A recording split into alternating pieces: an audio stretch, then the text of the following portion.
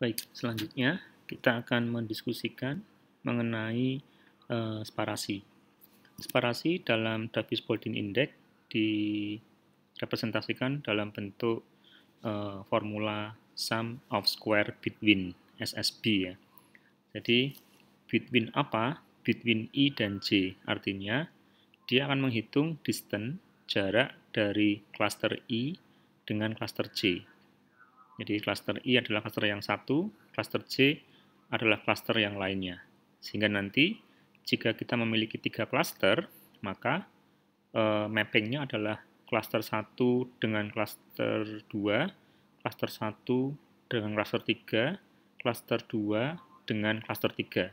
Jadi semua akan dihitung jaraknya antar cluster. Sehingga distance CICC adalah jarak sentroid dengan sentroid lainnya. Sepertinya mudah sekali untuk distance, rumusnya masih sama.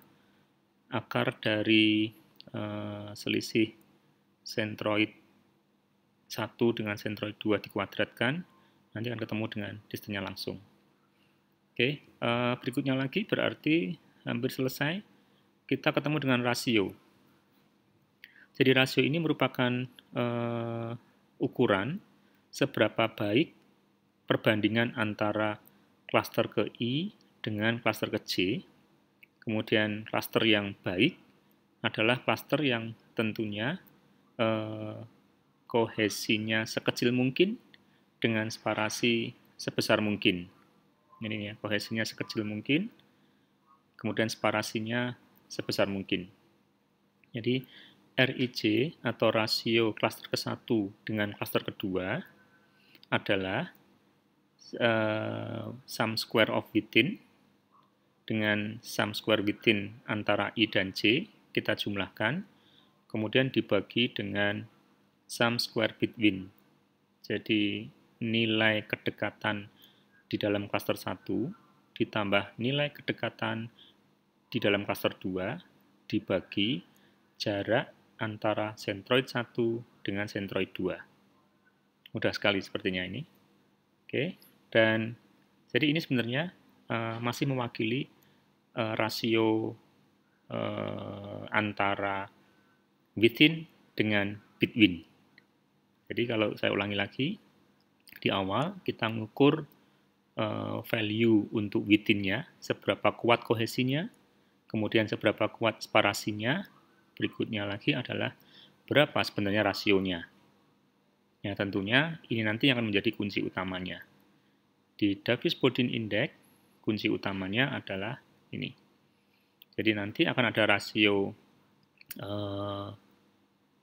rasio cluster 1 dengan cluster 2, rasio cluster 1 dengan cluster 3, rasio cluster 1 dengan cluster 4, rasio cluster 2 dengan 3, sehingga semuanya akan memiliki nilai rasio sendiri-sendiri.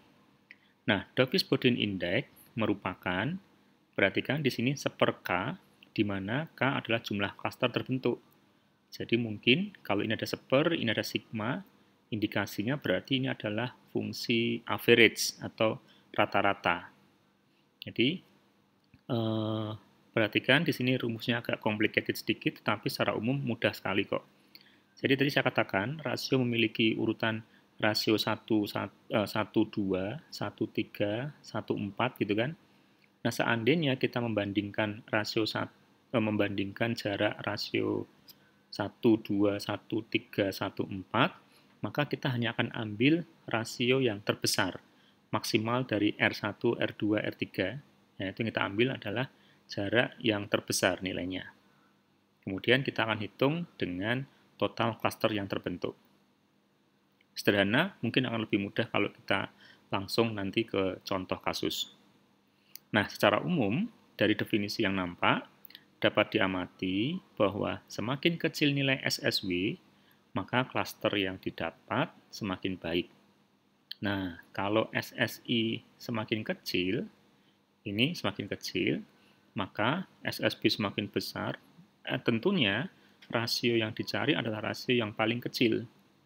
Nah, rasio yang paling kecil dibagi dengan rata-rata dibagi dengan jumlah klaster, tentunya akan menghasilkan DBI yang paling kecil yang terbaik.